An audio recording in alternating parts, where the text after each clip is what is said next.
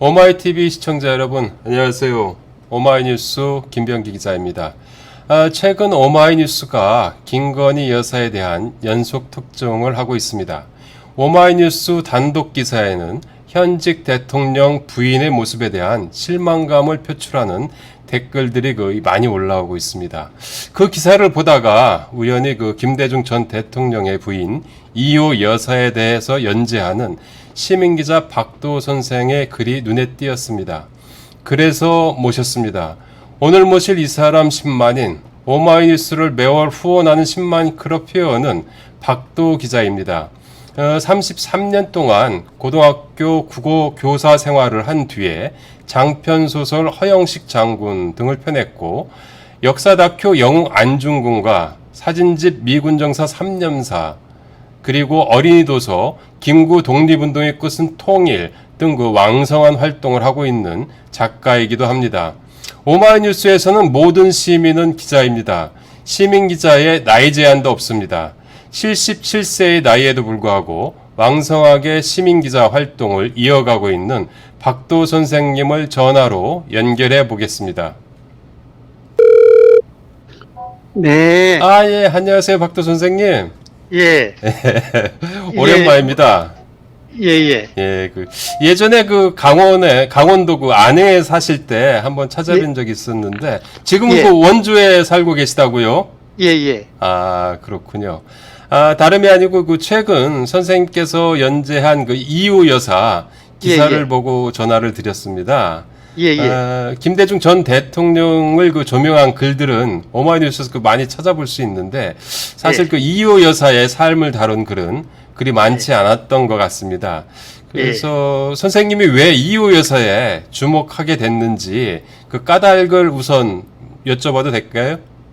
예, 사실 저하고 그분은 교사와 학부모님 관계입니다. 그렇군요. 교사와 학부모. 대체로 교사와 학부모 관계는 학생이 재학 중일 때는 아주 서로 친밀하다가, 그렇죠.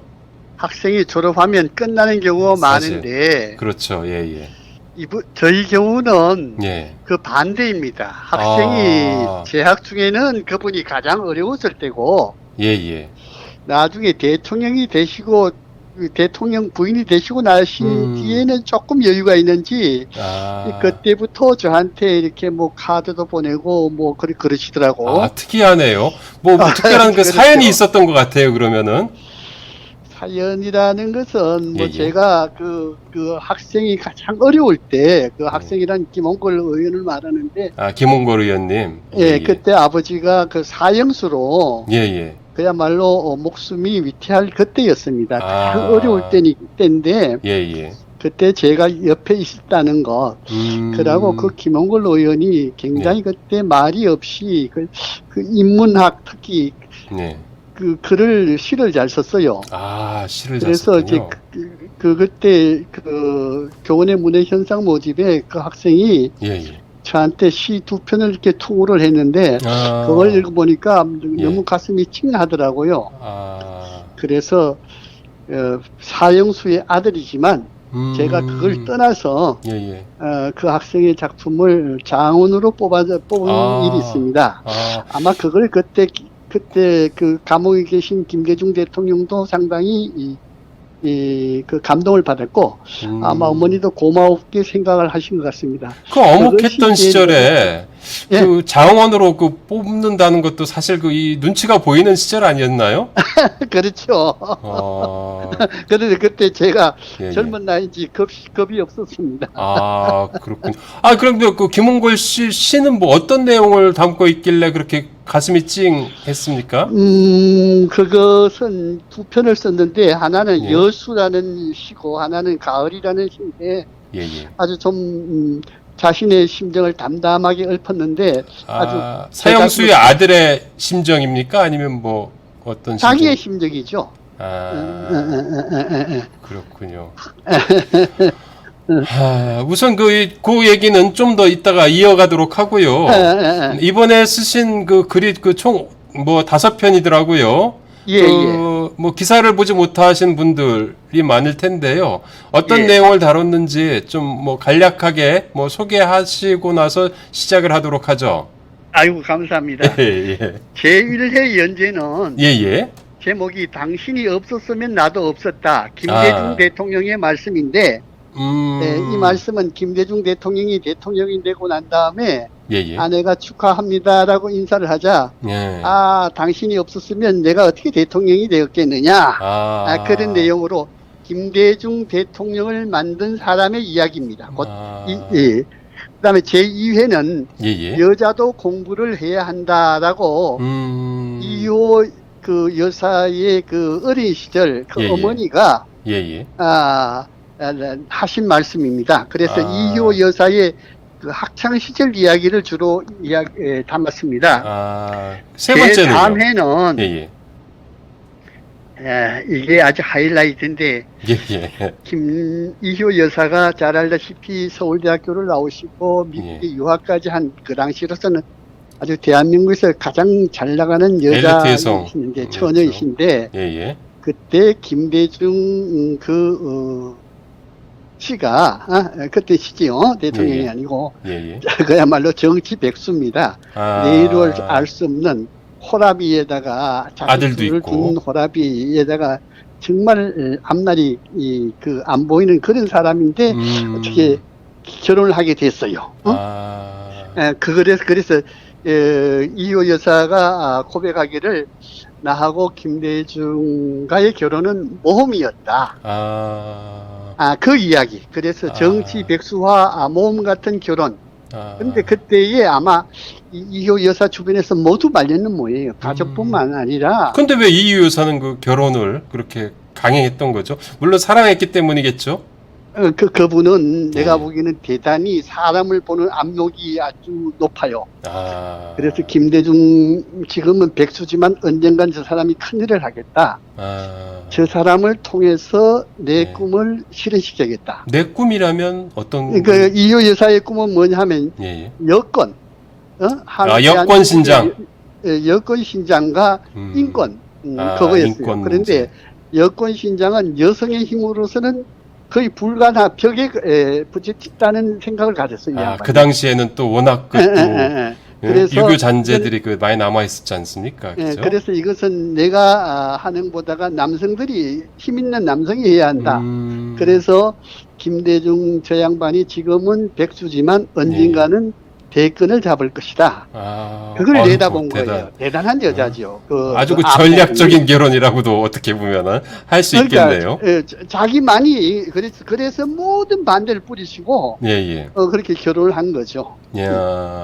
그리고 이제 제4회는 지난 23일 날 그 이호 여사 100주년 반생 100주년 기념일이었습니다.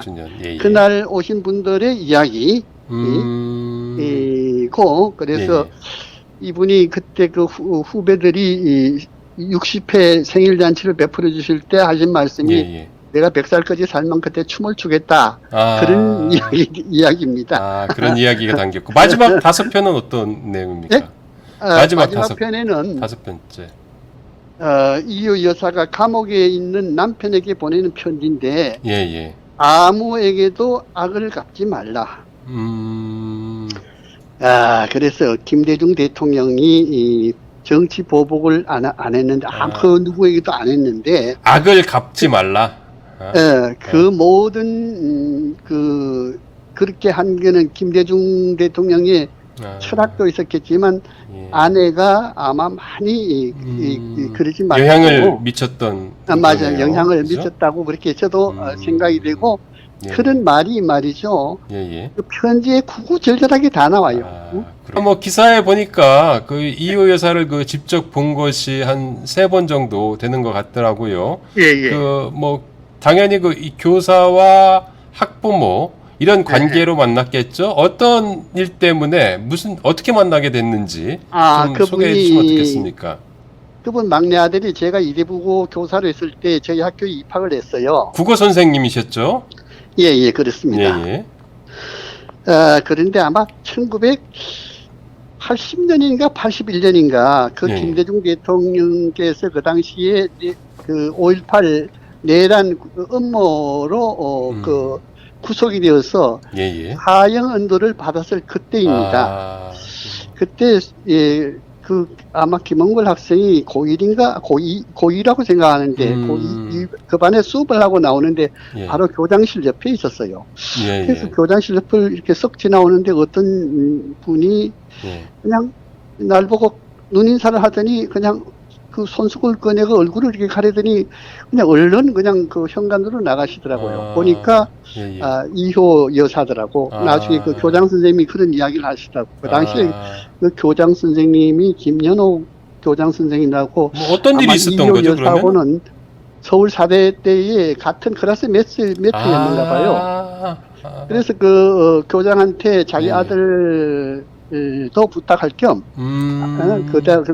그 사형수의 아들이니까, 그리고 또, 자기 신세 한탄도 할 겸, 뭐, 등등, 그 친한 친구가 나오니까 눈물이 났겠죠. 남편이 그 교도소에서 곧 죽을지 모른다. 그래서 한참 울고 나오다가 저하고 마주친 거예요. 그래서 첫 번째 만났고. 잠깐 스치는 인연이었던 거네, 그 당시에는. 예. 그 다음에 두 번째는, 많은 세월이 흐르고 난 다음에 1996년인가 그런데 이 김대중 씨가 그 당시에 평민당 총재를 했어요. 그래가지고 그 해에 5월 15일 날이 스승의 날인가 그랬는데 1일 교사로 우리 학교에 오셨어요. 아마 1일 교사로 온 이유 중에 하나는 부부가 오신 거예요? 네? 부부가 같이 왔더라고요. 하필 우리 학교에 온 거는 김대중 아들의 이남 김홍업 그분이 이대 부중을 낳았고 셋째 김홍걸 현 의원이 이대 부고를 나왔습니다. 그때 두 아들이 가장 어려운 때에 무사히 그 졸업을 하게 된 감사의 인사차 오신 것 같아요. 그래서 만났는데 그 사이에 좀 제가 좀 그 재미있는 이야기랄까 그 이야기는 뭐냐 하면 제가 그때 샘물 같은 사람이라는 책을 하나 펴냈는데 그 책 속에서 그 1987년 60항쟁으로 직선제를 그 쟁취하고 난 다음에 양김씨, 김영삼, 김대중 두 후보가 대권 후보로 단일화를 한다고 약속을 했는데 그걸 그 약속을 국민들에게 분명히 약속을 했는데 지키지 않고 불이 나왔다가 그 당시에 그 노태우 그 다음에 누구야 JP 김종필 그렇게 사파전이었지 않습니까? 그렇게 코피 터지게 싸우다가 결국은 노태우가 당선되죠.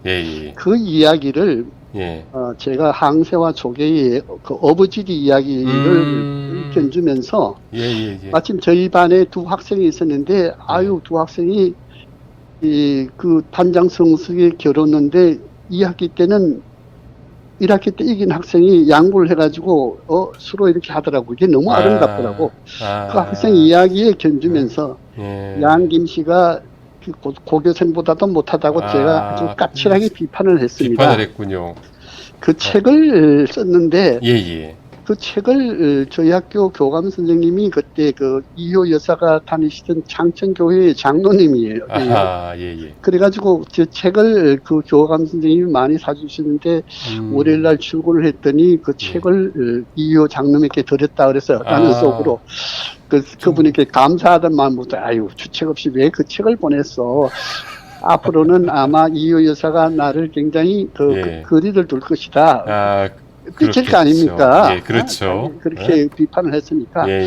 그런데 그 해 연말부터 크리스마스 카드를 보내주시더라고요. 그래서 속이 좁은 여자가 아니고 통큰 여자다 이런 생각을 하게 돼가지고 그때부터 이효 여사를 제가 좀 달리 봤습니다. 그리고 마지막 세 번째는 언제 했던가요? 세 번째는 이분이 2008년도에 당신도 이제 더 이상 곧 언젠가는 세상을 떠날 것이다 그러면서 자기의 자서전을 썼어요. 동행이라는. 2008년. 2008년 11월 달인데 그때 그 출판 기념회를 여의도 63빌딩 그 대연회장에서 했는데 거기에 저를 초대를 했어요. 그때 저도 교직에서 은퇴 내가 강원도의 산골에 와가지고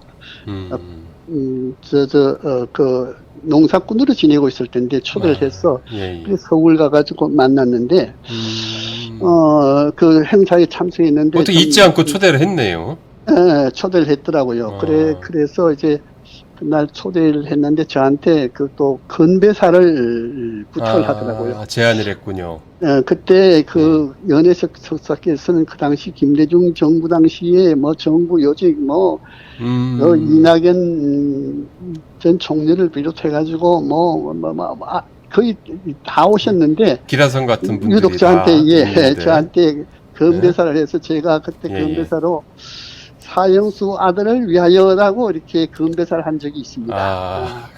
그러고 이제 끝났는데 김대중 네 분이 그 인사를 하는데 저를 제일 먼저 부르더라고요. 그래서 저하고 이렇게 그렇군요.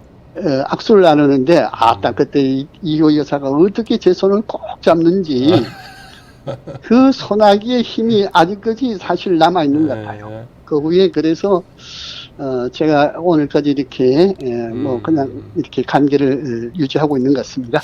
그렇게 여러 번 그렇게 살아생전에 이제 뵙고 나름대로 이제 좀 교류를 하셨는데 그 대통령의 부인이 아니고 인간 이호 여사는 어떤 분이셨나요? 제가 보기에는 굉장히 치밀하고 전형적인 서울 여자야. 좀 깍쟁이 같으면서도 왜 자기 그 깔끔하게 자기 관리를 잘하는 아주 깍쟁이면서도 그런 분이고 아주 주관이 뚜렷하고 아주 고집이 세고 그러면서도 의지가 대단히 강한 그런 분 같습니다. 그렇기 때문에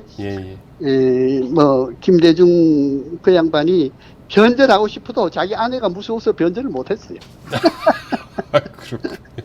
그러니까 그 기사에서 보니까 박 선생님이 쓰신 기사를 보니까 이제 김대중 전 대통령이 이호 여사의 영향을 많이 받았을 것이다라는 이런 인상을 받았는데 솔직히 저도 남자인데 나이가 들수록 여자한테 꼼짝 못하지 않습니까? 그러니까 여자 영향을 받을 수밖에 없어요. 근데 그 인간 이호 여사가 그렇다면 대통령 부인으로서의 그 이호 여사 어떤 분이셨나요? 그분은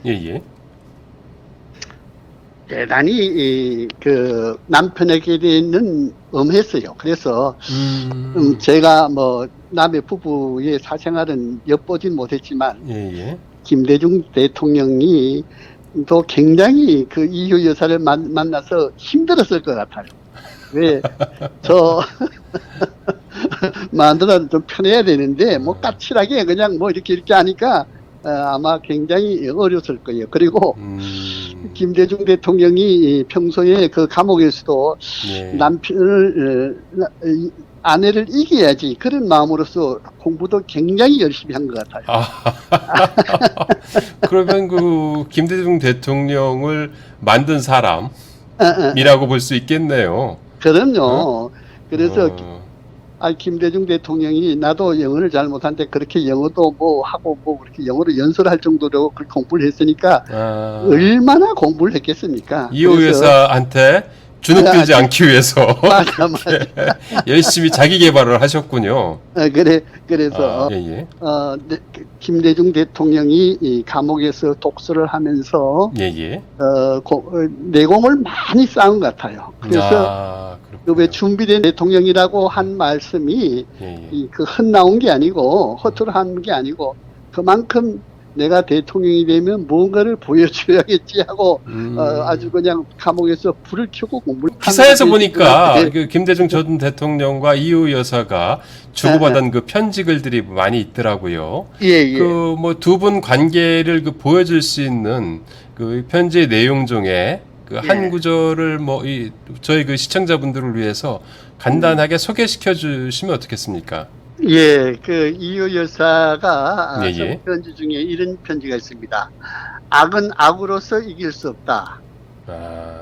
존경하는 당신에게. 근데 이희호 여사가 편지를 거의 날마다 썼는데, 남편이 감옥에 있을 때. 매일 쓰신 편지마다 존경하는 당신에게가 꼭 들어갔어요. 야, 이거 정말 남자들 남편을 엄청 존중하면서도 그 뭔가 좀 남편의 부족한 부분을 그 채워주기 위해서 많이 노력했던 그래서 거군요. 이제 편지를 제가 한번 읽어볼게요. 존경하는 당신에게 하느님과의 대화. 가장 천한 곳에서 그리고 외로운 곳에 처함으로써 겸손의 미덕을 쌓을 수 있다고 생각해요. 또 겸손뿐 아니라 고통을 체험했기 때문에 남의 고통을 내 것으로 느낄 수 있는 것도 참 귀한 것이 될 거예요. 보복을 부인하신 예수, 또 사도 바울도 아무에게나 악을 갚지 말라고 하셨어요. 이 뺨을 치는 자에게 다른 뺨을 돌려대는 것은 대단한 저항으로 박해자의 양심을 부끄럽게 하는 것인 줄 생각합니다.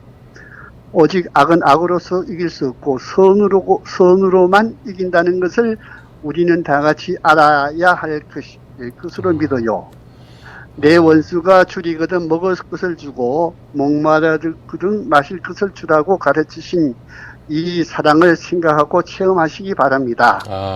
이와 같이 편지마다 이와 비슷한 내용으로 아주 그냥 그 김대중 감옥에 있는 그 사형수 김대중에게 살아나거든 절대로 악을 악으로 갚지 말라, 정치 보복을 하지 말라, 이렇게 하시고 강조하신 것 같습니다. 저는 그 이 박두 선생님을 보면서 최근 논란이 되고 있는 윤석열 대통령의 그 부인 김건희 여사를 이제 좀 떠올렸습니다.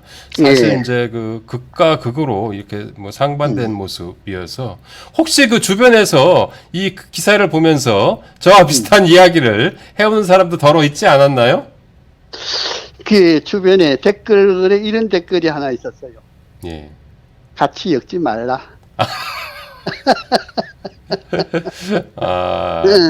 그러고 저도 서로 그 비교할 대상이 아니다라는 뭐 이런 그렇죠. 것으로 볼 수 있겠네요. 하늘에 지금 계신 이효 여사도 저보고 그럴 거예요. 박 선생 그냥 지나가. 이는 아마 두 사람 간에 그 살던 시대도 다르고 처한 환경도 다르는데 굳이 뭐 이렇게 엮어서 이야기하는 것은 좋지 않다.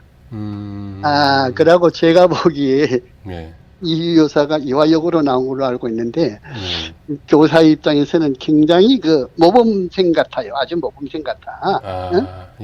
그 말씀만 하겠습니다. 나머지는 미루어서 짐작하십시오, 김 기자님.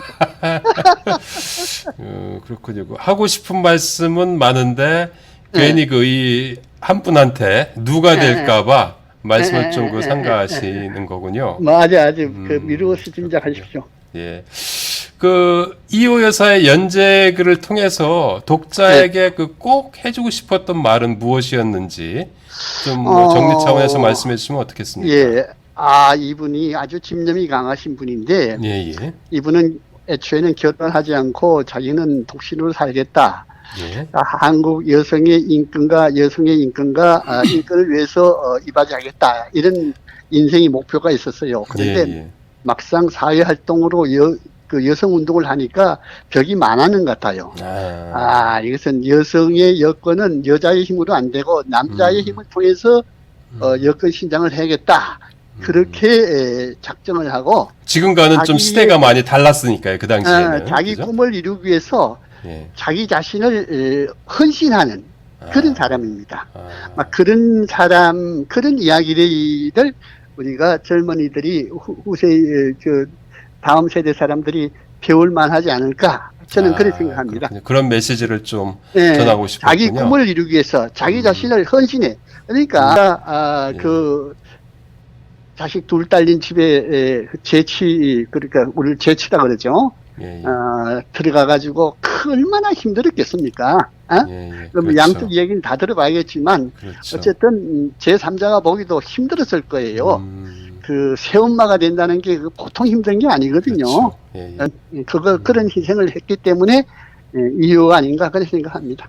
그러니까 김대중 대통령이 훌륭한 대통령으로 되는데 상당 부분 그럼. 공헌을 하셨고 예. 본인 스스로도 독립적으로 뭐 초심을 지켰다고 할까요? 이 사회적 이 공익적 가치, 사회적 가치를 위해서 뭔가 대통령을 그 보좌하면서도 본인의 그 독립적인 뭐 이런 것들을 꿈들을 계속 간직하셨던 분, 뭐 이렇게 좀 할 수 있겠네요, 그죠? 예. 어쨌든 뭐 요즘 뭐 대통령 부인이 많이 뉴스에 도마에 오르곤 하는데요. 이럴 때일수록 더 또 그런 그 이 이호 여사의 모습들이 더욱더 좀 절실해지는 게 아닌가라는 또 생각도 해봅니다. 그 박도 선생님은 그 연세가 지금 77세이시잖아요. 예, 아이고 미안합니다. 그럼에도 불구하고 여전히 의욕적으로 시민기자 활동과 이 작품 활동을 하고 계시는데요. 혹시 앞으로 뭐 또 뭐 이루고 싶은 꿈이 있으신지요? 글쎄 제가 고등학교 다닐 때에 꿈이 3가지였는데 예. 첫째는 학교 선생님이 되고 싶었어요. 그 꿈은 이루셨군요. 교사로 33년을 했으니까 꿈을 이뤘죠. 예. 두 번째는 작가가 되고 싶었어요. 그 꿈 이루셨잖아요. 작가가 쉽지가 않더라고요. 그래서 어쨌든 책도 많이 내셨잖아요. 등단해가지고 지금까지 한 30년 동안 그냥 44편의 작품을 썼습니다. 지금도 쓰고 있고 아마 올 가을에도 또 책이 나올 것 같습니다. 기대하겠습니다. 그리고 마지막으로 세 번째 꿈은 뭡니까? 세 번째 꿈은 뭐였느냐? 제가 고등학교 때 집안이 어려워서 신문 배달을 했어요. 서울 종로구 그 누화동, 화직동 여기에 동아일보 신문 배달을 했는데 그 당시에는 아파트가 별로 없고 지금도 그 서촌 누화동에는 그 한옥들이 많을 거예요. 그 대문 사이로 신문을 싹 집어넣으면 개가 마리가 와가지고 바깥 튀어나가지고 내 그냥 바지가랑이나 물고 늘어주고 그래요. 그래서 그때 제가 워커를 신고 다니는데 쌍놈의 개새끼라고 그래서 미안합니다. 근데 개 보고 개새끼 한 건 괜찮겠죠, 그죠? 뭐 요새 뭐 이 새끼라고 국회의원들이 이 새끼라고 하시는 분들 계신데요. 개는 개니까. 하여튼 미안합니다. 하여튼 사람 우습게 보지 마. 나 이 다음에 신문사 사장이 될 사람이야 하고 그랬습니다. 그래서 제가 사실은 신문 기자가 되고 싶었는데 대학을 졸업하고 교사 생활하다가 제가 학교 다닐 때 영어를 참 못했거든요. 근데 신문사마다 영어 시험을 보더라고. 근데 뭐 다른 뭐 논술 작성 뭐 이런 거는 제가 제대로 썼지 싶은데 이 영어는 그냥 백지를 했거든요. 그래서 신문 기자가 못 됐습니다. 근데 그 대신 뭐 그 직업 기자 못지않은 직업 기자보다도 더 훌륭한 그 시민 기자로 활동하고 계시잖아요. 그래서 제가 오마이뉴스 신문 기자가 2002년도에 됐으니까 벌써 20년이 됐네요.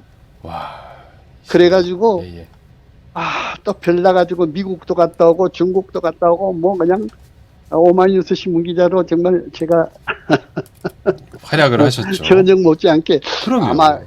지금도 다 합하면 한 2,000꼭지 가까울 겁니다. 많이 썼죠. 그러니까 엄청 많이 쓰셨어요.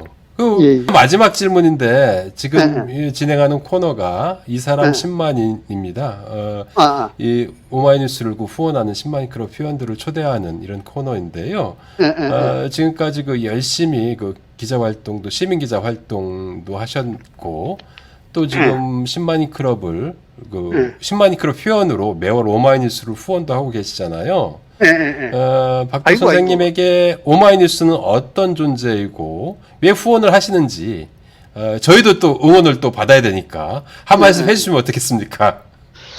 제가 오마이뉴스에 뭐 아주 적은 정성을 달마다 보내는 것은 오마이뉴스가 끊어지지 않도록 폐간이 안 되도록 계속 정론 언론으로 존재하라고 목숨을 이어가라고 보내는 겁니다. 아, 그리고 너무 감사합니다. 오마이뉴스는 또 제가 고맙게 여긴 것은 아까도 말씀드렸지만 예, 예. 그의 마지막 꿈인 세 번째 꿈인 기자의 꿈을 이루게 해줬기 때문에 그 감사의 뜻으로 보낸 겁니다.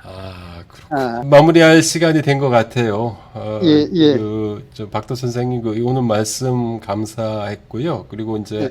마지막으로 오마이뉴스를 향해서 보내주신 응원의 말씀도 너무 감사했습니다. 건강하시고요. 네. 기회가 되면 또 다시 뵙겠습니다. 안녕히 계세요. 아이고, 다른 좋은 분 모십시오. 예, 그래요. 아이고, 너무 감사합니다. 안녕히 계세요. 예. 이 코너를 마치기 전에 항상 하는 홍보 말씀드립니다. 오마이TV 구독 버튼 누르지 않으셨다면 지금 바로 부탁드립니다. 그리고 그 박도 선생님과 함께 오마이뉴스를 후원할 여력이 되시는 분은 아래 자막에 나와 있습니다. 010-3270-3828, 010-3270-3828로 전화 주시면 감사하겠습니다. 오마이TV 시청자 여러분, 이제 완연한 가을입니다. 환절기 건강 조심하시고요. 안녕히 계세요.